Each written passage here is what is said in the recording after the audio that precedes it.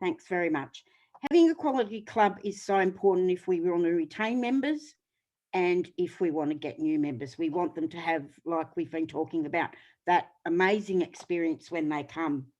Now we're going to hear from not the immediate past district director, but a past district director. She's got that on her screen there. And that's Sue Pederick, DTM. She's going to talk to us about the importance of having a quality club. Thank you, Sue. Thank you, Vicky.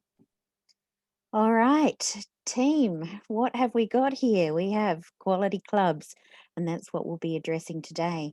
And the importance of quality clubs is what we've all signed up for. We've signed up to be part of an organisation called Toastmasters International.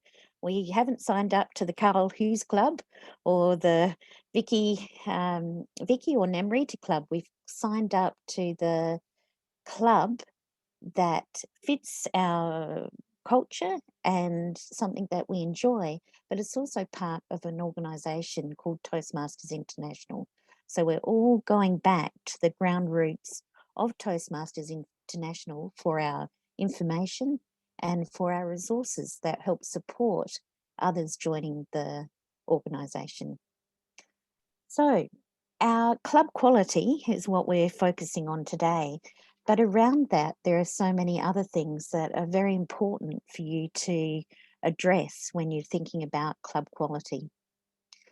So for today, I'd love you to go back and revisit everything that has been shared, because club visits were covered by Namrita, Member Magnet by Carl and Neha. The Distinguished Club Program is about to be covered by Tracy Green.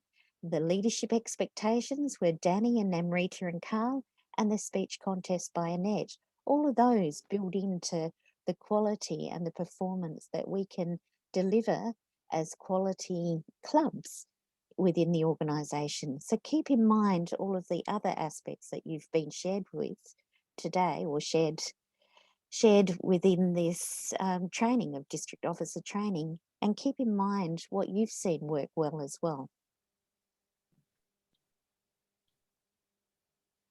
So why did you join Toastmasters? Were you afraid to speak? Did you have a business presentation and wanted to fine-tune your skills? Or was there another opportunity for networking for like-minded individuals? Like Carl spoke of just before I started, there are so many different reasons why people join the organisation. You don't have to be wanting to be the best speaker in the world or going on to all sorts of other aspects that others want. We are all individuals, so we all want different things. And if we're all the same, it would be an incredibly boring organisation. So feeding into the Toastmasters organisation, we do bring our own skill sets. We do bring so many talents that we have through our work, the environment, all sorts of things like our culture and diversity that we have from growing up. So all of that feeds into the organisation to make it rich, and it makes your club very rich. I belong to 4 clubs, and each of them has a different culture, and each of them gives me something that I love. And every time I think, oh, I must give up one club, and I'm thinking, well, which one do I give up? This one gives me something and this one gives me something else, and they're all really special. And the friendships that form within those clubs is something that's really strong as well. So you need to think about why you joined in the beginning, and are you where you are now? And there are many resources for the clubs to use as well in that aspect. And there are surveys. You can put a club survey out, and that's on Toastmasters International, on how to, what's expected of your club and what people are expecting from you, from the club. So you can certainly create those surveys to find out what's going on and get a really clear perspective. You don't have to make them, you can make them anonymous. You don't have to make them, you can have a box in the room and share that information so that you're actually getting a real feedback. But the feedback that's very important is coming from you as area directors or even division directors, looking in on the clubs, looking at the quality of the clubs from outside. And you get that information from those area director reports. And you also get that information from the discussions and your meetings that you hold. So why did you stay?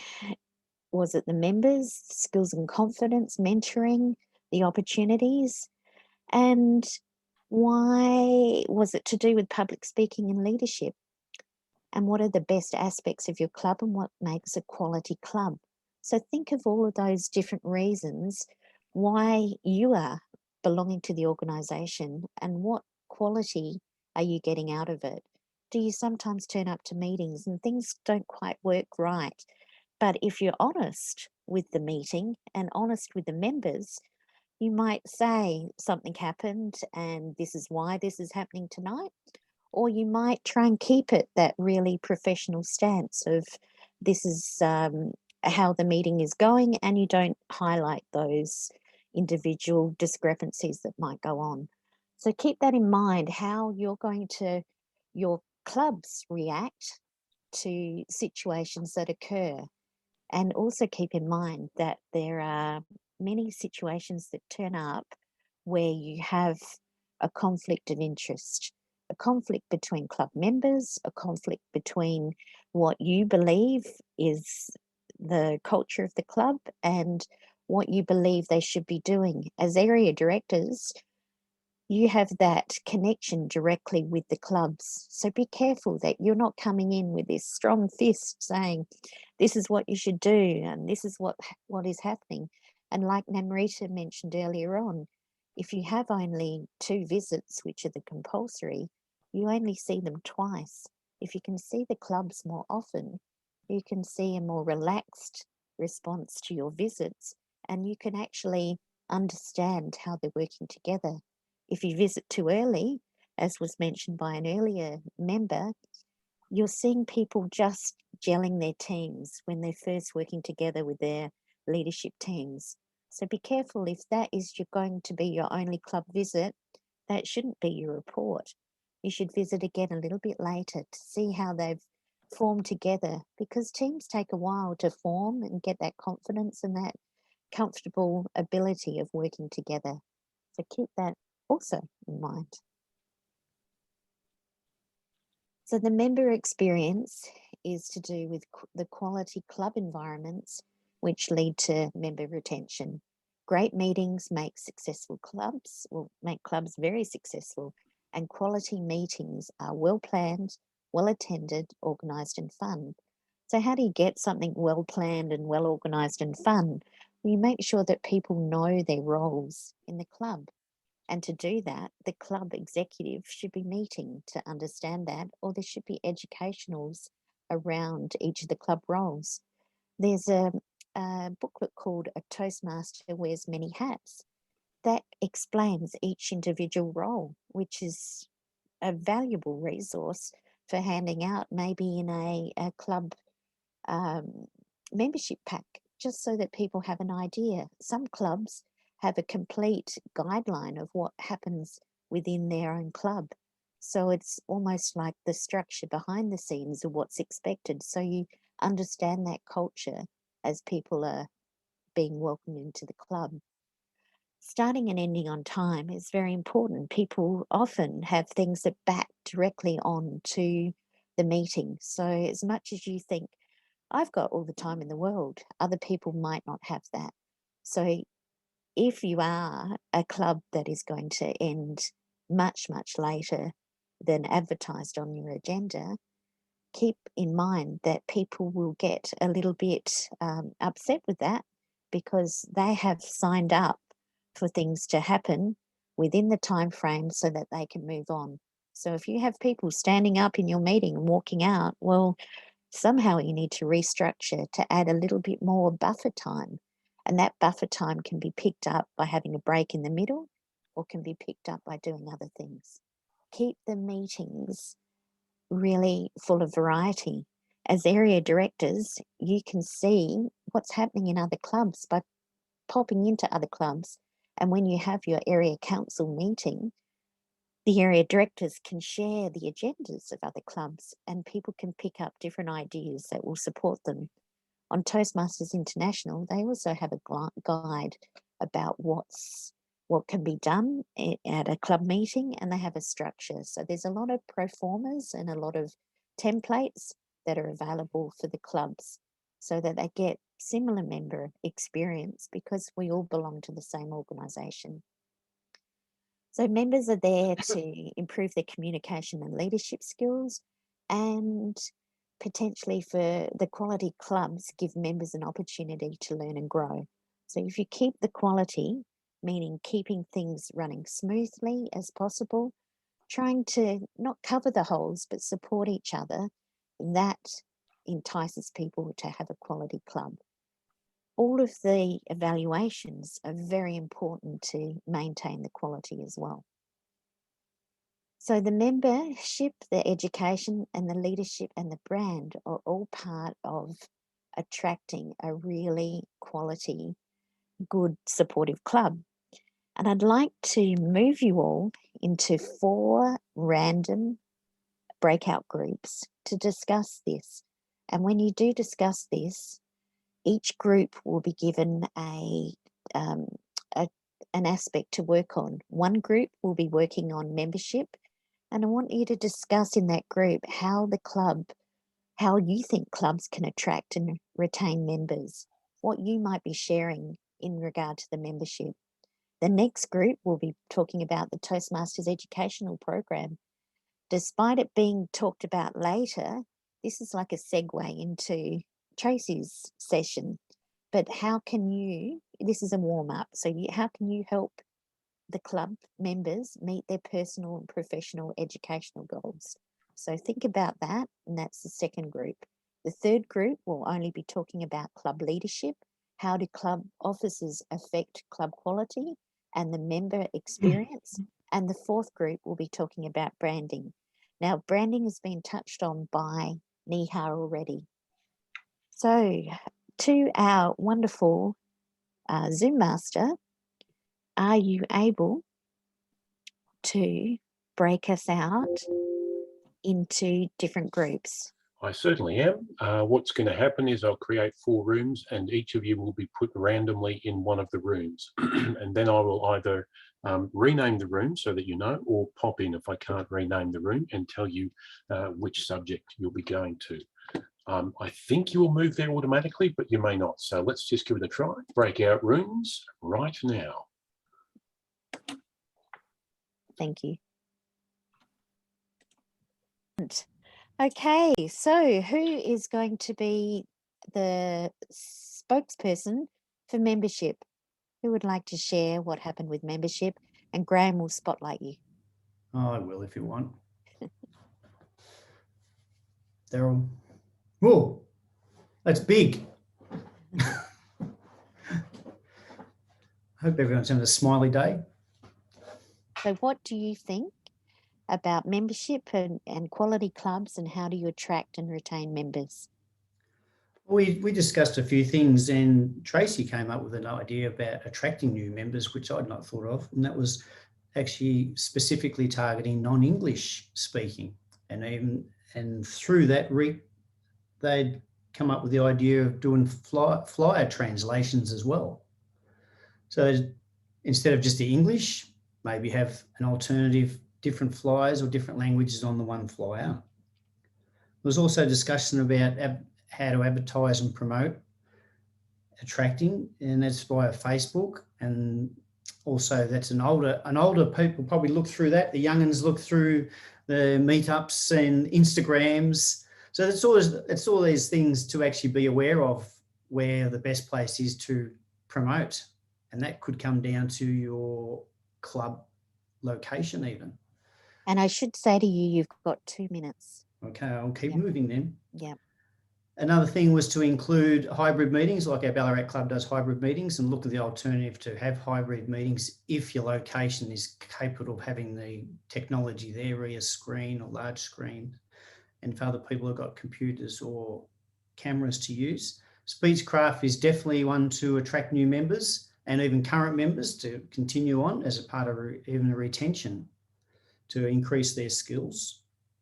And with the retention, the VPE, VPM, and including working together really closely, and of course a mentoring program included in all that.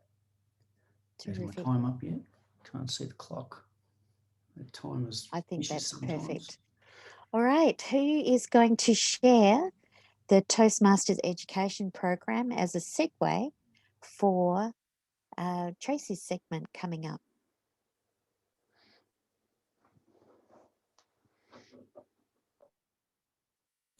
I guess that would be me because I took the notes. Is that? That sounds perfect. Thank you, Peter. Okay, well, we didn't get a long way. We started off, I in fact said we need to get out of the mode of thinking that's old school and not using the old manuals, and we shouldn't talk like that because that sends the wrong message to people, and we should just go on with the pathways.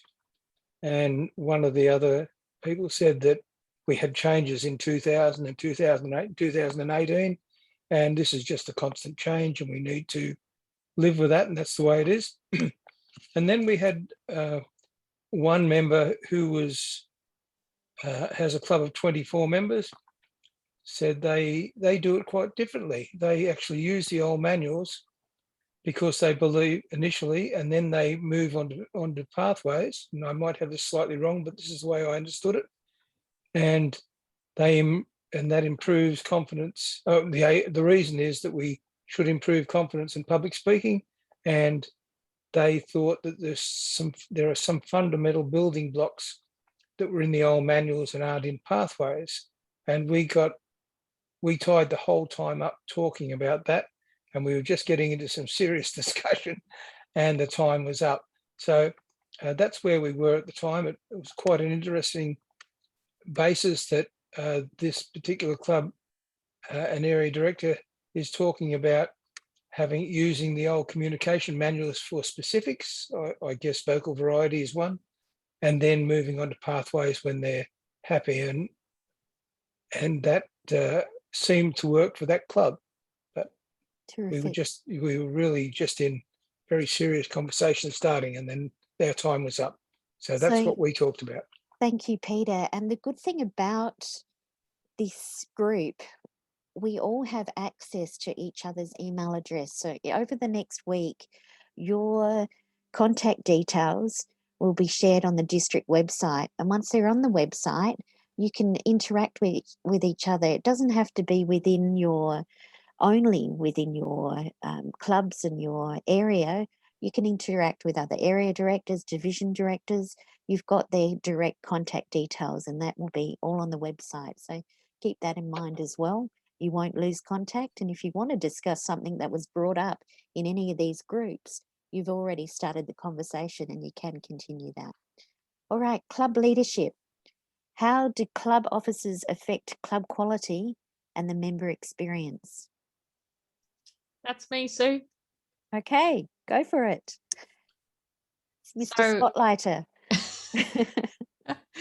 Yes, so we were looking at the aspect of how officers affect club quality, and that's through guidance, support, engagement, and interacting with club members, whether it be about their pathway, whether it be about contest participation, or whether providing other opportunities, like if they wanted to be test speaker or be participating in the district events, or any other aspects like promotion or external activities.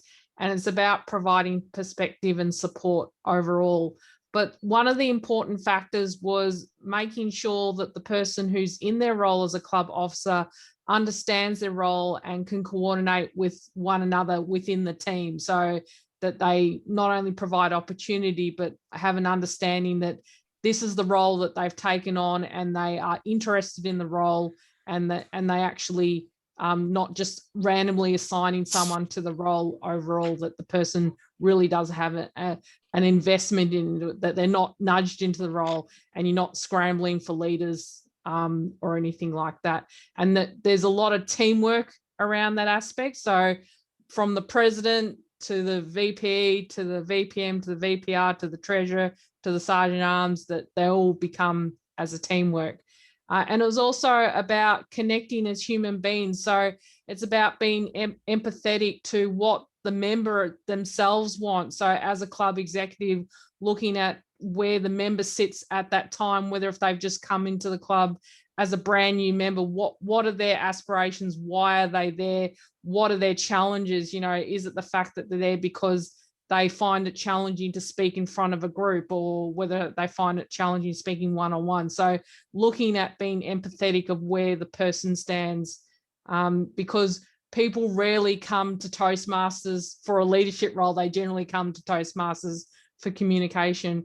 And it was also about personalizing it to member requirements and levels, and sort of the aspect of pushing versus encouraging. So being able to identify when the person needs maybe a small nudge of encouragement, but not pushing them to the point where they're out of their comfort zone, and leading from the front and walking the talk. And one of the things that was mentioned was that the club set a sort of a fee because of the pandemic. They lowered the fees because there was no reason, because they weren't renting a facility. So looking at what is happening in the current situation, in the current environment, and sort of actually adapting to that environment for the members overall. And am I out of time? I think you'd be close. Yep. Yes. Yep. So thank you. And branding. Who has tackled what is a brand? Oh, go Anthony. That's me, Sue. Anthony Arndt. Terrific, Anthony. You'll be spotlighted in a moment. Fantastic.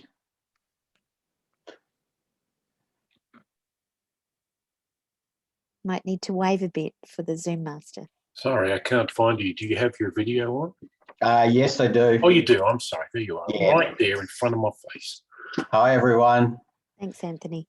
Our group concentrated on the concept of branding and its importance, not just to Toastmasters, but to consumers in general, and how when the branding is strong and has clear associations, it can be such an important tool in terms of promoting an organisation. I think we're very lucky at Toastmasters. We saw it at our club firsthand after membership levels dipped after the pandemic. All of a sudden, we had a new influx of new members who attended our club, and part of the feedback they provided to us was they had a clear association that Toastmasters was the brand where they could have a quality public speaking experience. But it is a bit of a double-edged sword, because with branding, you need to maintain consistency, but you also need to have recognition. And while in some areas the brand is really well recognised, there is a lot of white noise out there now. And we're competing with a lot of other organisations. And because there is a finite amount of airspace, it's important for us to be strategic and targeted. And when we discuss different ways of promoting, both through digital platforms, there's been really good take up with LinkedIn and Facebook, and obviously people can refer to that. But we also discuss too the importance of being a brand ambassador and how powerful word of mouth can be, especially when a lot of people are either attached to a commercial organisation or in their private life as well. By being consistent and promoting the benefits of the brand, you can really start to broaden your network and have a ripple effect in the community. So overall, I guess what we really wanted to emphasise was the consistency, but also to improve that recognition, and whether it's done through your commercial connections, your private connections, or also through tertiary and education, there is a lot we can do to help promote and develop it. Terrific. Wow, this is fabulous. Thank you all for contributing. Just like to share a couple of thoughts from Toastmasters International. They say, in regard to attracting and retaining members, run membership building campaigns, appropriately use the Toastmasters brand to portray and professionalism and consistency, conduct speech crafts, promote club meetings, in the community and through the media. Invite guests to club meetings and introduce them, and familiarise new members with the Toastmasters program immediately after they join.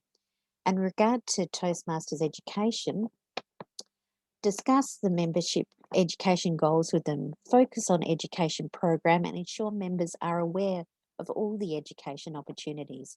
Create education opportunities that match member needs, remind members of their meeting roles well in advance, offer positive and constructive evaluations, assign meeting roles to new members, and familiarise new members with the Toastmasters program immediately after they join. And finally, the club leadership. Foster a friendly, comfortable and enjoyable meeting atmosphere. Publicise meeting agendas in advance. Encourage lively, interesting and productive meetings. Promote membership building contests to keep membership strong so there are enough members to keep meetings dynamic and interesting. And recognise members for accomplishments and contributions.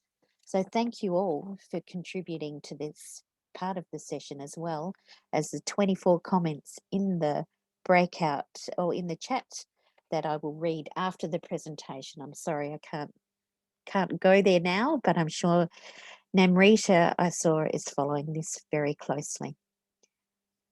So going back to, we've dissected the 4 groups into membership, Toastmasters, education, club leadership, and the brand. So is there a magic bullet? Well, yes, there is.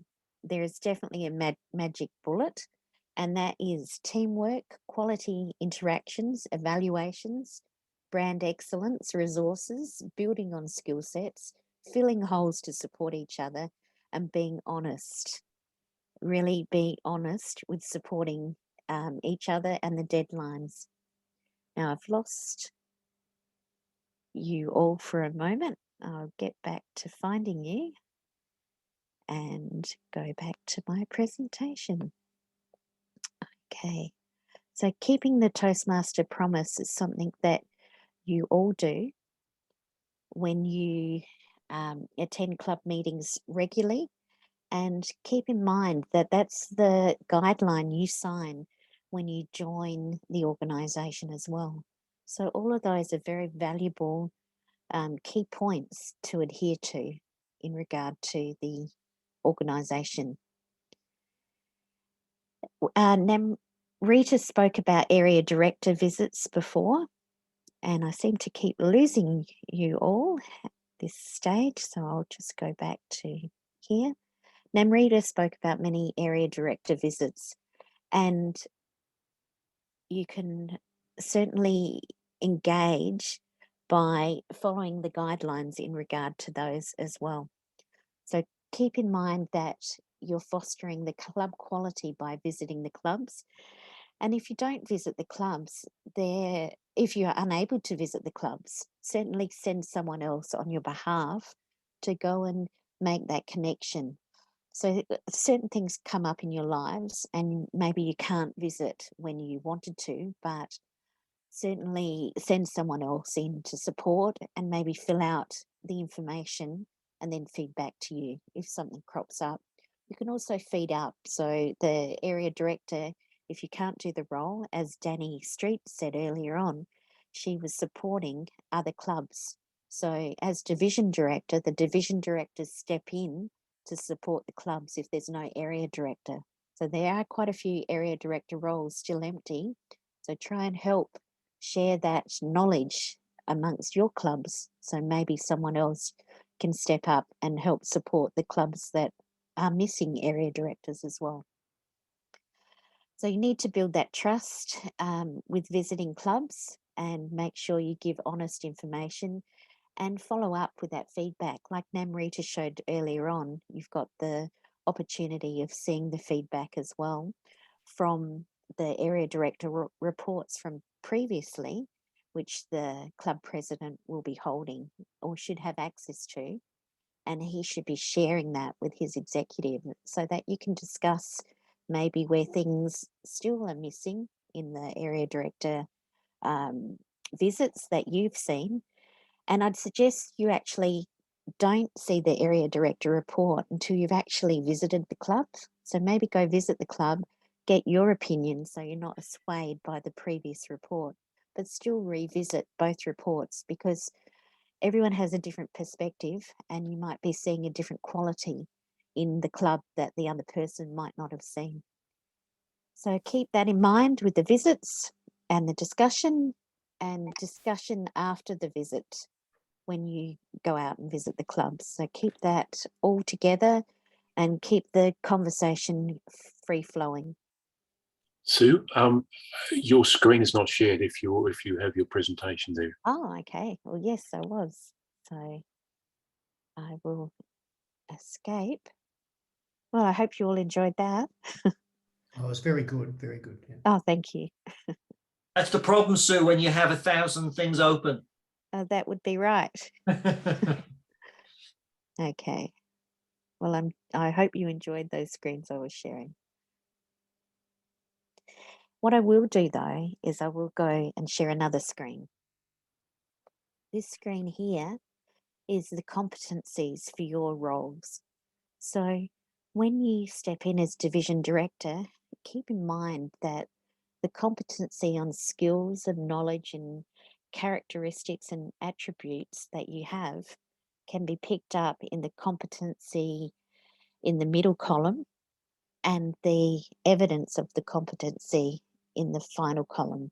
So if you are working with your teams, those competencies will be picked up, particularly the attributes of respect and punctuality and observing. You can observe that in leader behaviour. So when you are showing that respect for the club, like the Toastmasters promise, keep in mind the district leader competencies that you have in regard to working with your role and understanding your role a bit better. It's a really good guideline, and the area director competencies are there as well. So there are many area directors in the room and 8 division directors. So as a area director, you're motivating people, you're coaching and mentoring, you've got analytical skills. So you're looking at the resources that you have as leaders on Toastmasters International as well. So keep that all in mind.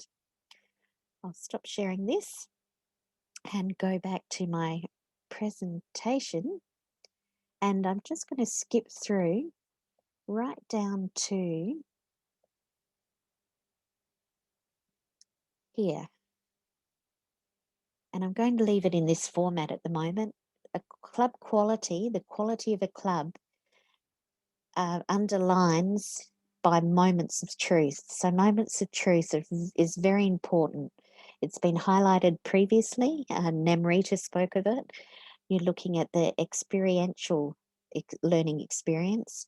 You're looking at self-paced program, peer feedback and mentoring. And all of those are underpinned by the values and the club mission. So please keep that in mind when you are supporting your clubs. And remember that we are not supporting the traditional program that has gone. It's no longer receive any credit as of the 30th of June. We are all talking about teamwork and working together. And as a team, you belong to so many different teams. Me, I've been the immediate past district director, but there are so many other teams you can be involved with. You signed the officer agreement and release statement, and you've agreed to receive all the communications from World Headquarters. If you receive that information, you'll get prompts and information regarding all sorts of things that are coming up that you can use to support your clubs or highlight things, and that will give them quality club resources as well. So remember, you've agreed to sign to receive all communications, and that you get by logging into Toastmasters International and checking that your details are all correct. Please make sure you have the ability to receive the information that you need to fulfill your role, because that information is pertinent for you moving forward. So allow those consents when you log on as a Toastmaster member, and encourage all the executive to make sure they've ticked the boxes to allow consent as well. And that's how you'll get your information. So I've spoken about competencies. The Gestalt approach, which I'll just briefly touch on now, is knowing that the whole is greater than the sum of its parts. So know your role, know the role of your teammates to help support them, communicate your areas of strength and take a proactive approach, and be willing to cover for another officer. Whether it's a district officer, you might need to step in as a division director, support your area directors, but make sure that you are working as a team. You'll have your team meetings when you have your division council meetings and your area council meetings. And that's where you'll feed in and get those feelers into what's going on within the clubs. And you'll hear about things at the area level, at the area council meeting, and the division level at the division council meeting that you guys will also hold. The other opportunity that you do have is you feed up to the district, and Namrita, as Program Quality Director, will feed information through from her area directors to the leadership team, and they'll be discussing things as well. So each of the teams work together, because you can't look at the district director cannot look at everything that's going on at club level. They need the support of others to give that information through. The district leadership team, the district director or the trio all get the area director report, as does the division director, as does the area director and the president. So there are 6 people who receive that area director report. So make sure it's constructive, productive, and supportive of the clubs when you feed that through as area directors.